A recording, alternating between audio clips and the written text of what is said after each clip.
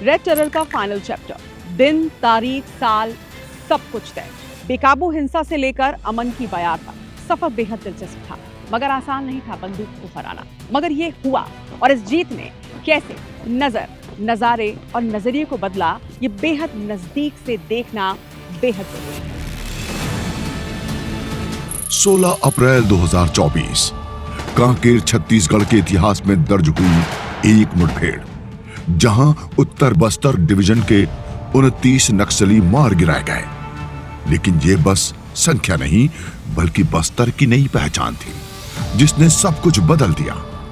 पहली बार वे शीर्ष नेता ढेर हुए जो सालों से सुरक्षा एजेंसियों की पहुंच से बाहर थे।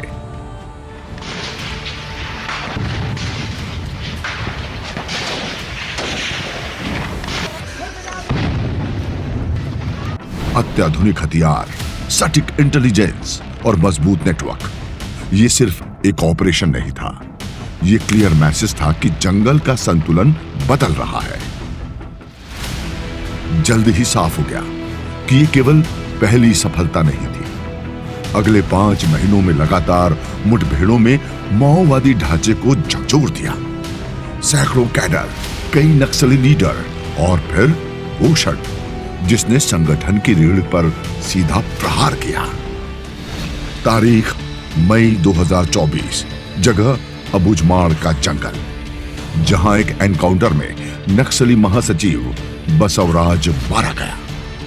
इसके बाद केंद्रीय कमेटी के कई सदस्य चलपति, मोडम बालकृष्ण, सत्यनारायण रेड्डी, रामाकृष्ण रेड्डी, सुधाकर एक के बाद एक मारे गए। ये सिर्फ नाम नहीं थे, ये संगठन का दिमाग थे, और जब दिमाग गिरता है तो शरीर लड़खड़ाने लगता है।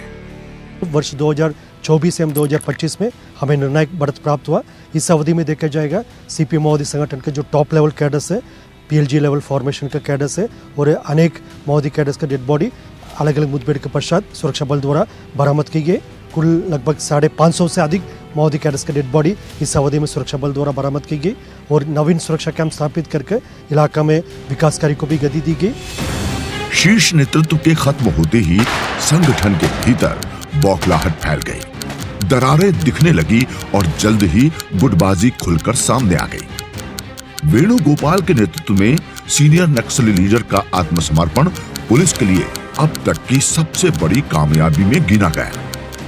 पहले महाराष्ट्र, फिर बस्तर, सशस्त्र नक्सलियों ने हथियार डालने शुरू कर दिए। हालात ऐसे बने कि लड़ाई अब पुलिस और नक्सलियों के बीच नहीं, बल्कि संगठन के अंदर ही गुटों के बीच होने लगी। एक तरफ देवजी का धड़ा, दूसरी तरफ वेणुगोपाल गुट। धीरे धीरे जंगल भी सुरक्षित ठिकाना नहीं रहा। नेतृत्व खत्म, नेटवर्क कमजोर। कुछ कैडर तेलंगाना भागे, कुछ ने दूसरे राज्यों में आत्मसमर्पण किया, और कुछ अपने ही कमांडरों के खिलाफ मुखबिर बन गए। इसी सिलसिले में माओवादी चेहरा माने जाने वाले हिडमा को भी सूचना के आधार पर आंध्र प्रदेश में मार गिराया गया। संगठन की सबसे ताकतवर बटालियन अब इतिहास बन चुकी थी। महज 2 सालों में 90 से अधिक नए पुलिस कैंप स्थापित किए गए। अबुझमाड़ से नेशनल पार्क तक, सुकमा बीजापुर सीमा तक इन इंटीग्रेटेड कैंपों ने सिर्फ सुरक्षा नहीं दी, बल्कि बुनियादी सुविधाओं का नया ढांचा खड़ा किया। और शायद यहीं से बदलना शुरू हुआ बस्तर। जहां कभी बंदूक रास्ता तय करती थी, आज वहां विकास दिशा दिखाने लगा है। ये बदलाव अचानक नहीं है और न ही आसान, लेकिन संकेत साफ है कि बस्तर डर से विश्वास की ओर बढ़ चुका है।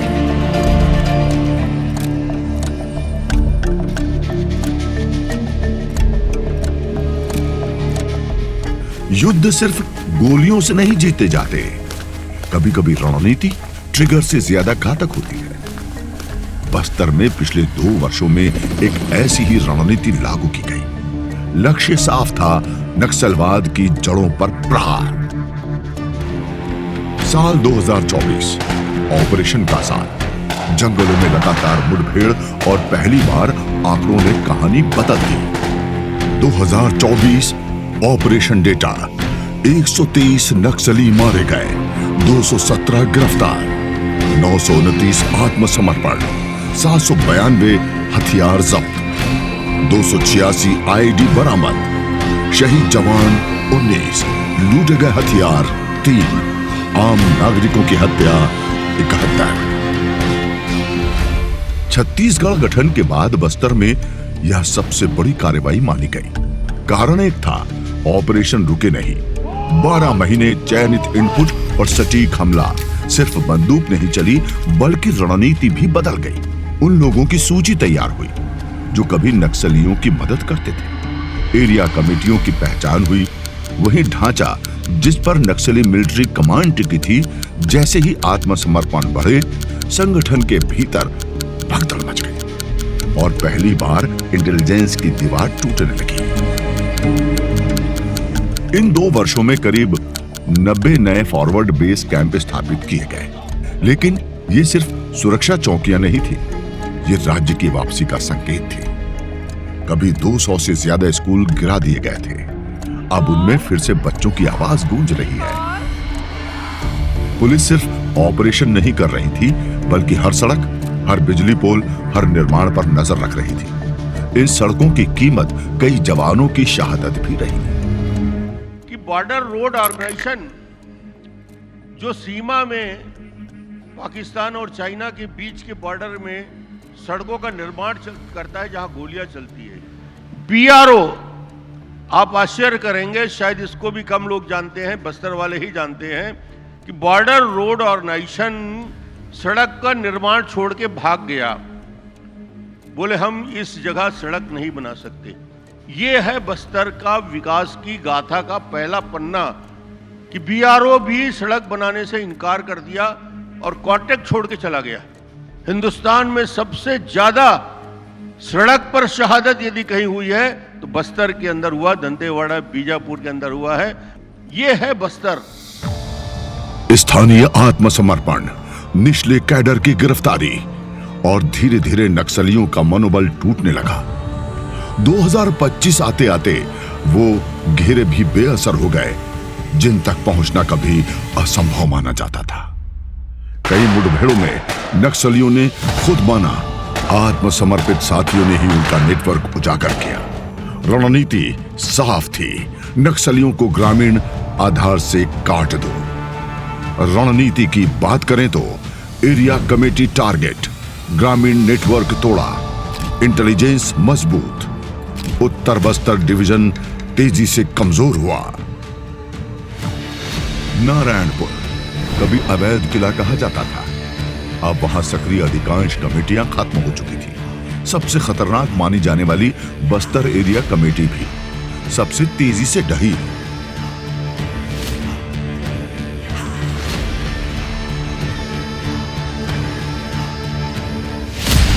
दबाव इतना बढ़ा कि बड़े नक्सलियों को अपने इलाके छोड़ने पड़े और जैसे ही वे खुले, घेराबंदी आसान हो गई।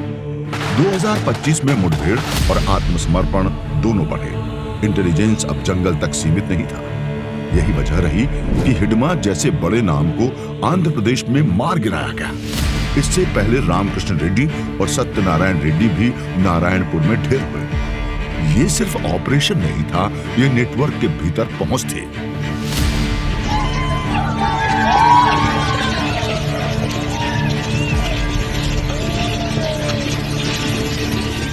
सबसे बड़ी सफलता तब मिली जब पोलित ब्यूरो सदस्य वेणुगोपाल ने महाराष्ट्र में 61 कैडर के साथ आत्मसमर्पण किया।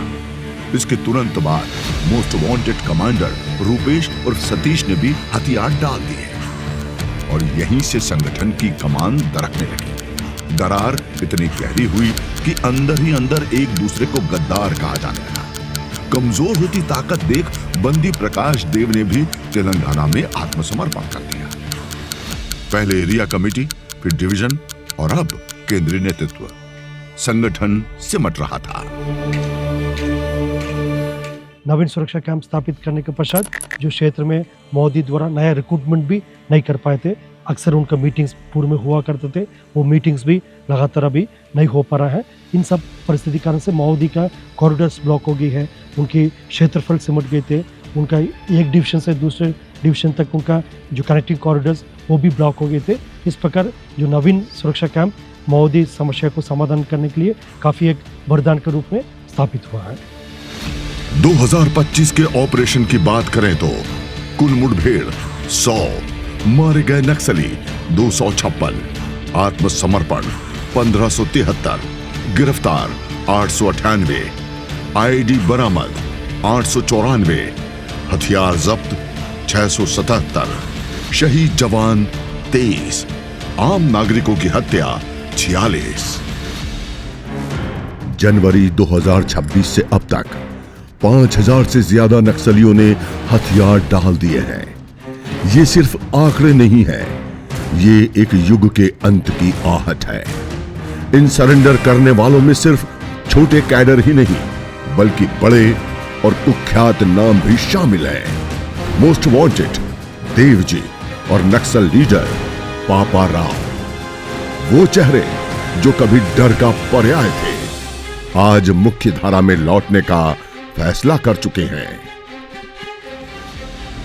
रणनीति जब लगातार लागू हो तो जंगल भी बदलने लगता है। आज बस्तर में नक्सलवाद सिर्फ एक चुनौती नहीं बल्कि सिमटती हुई परछाई लगता है।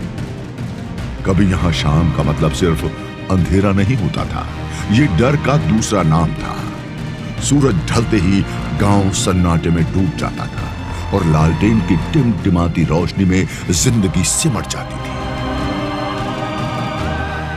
लेकिन आज उसी गांव में एक बल्ब जलता है और उसके साथ जल उठी है एक नई उम्मीद। ये कहानी है बदलते बस्तर की।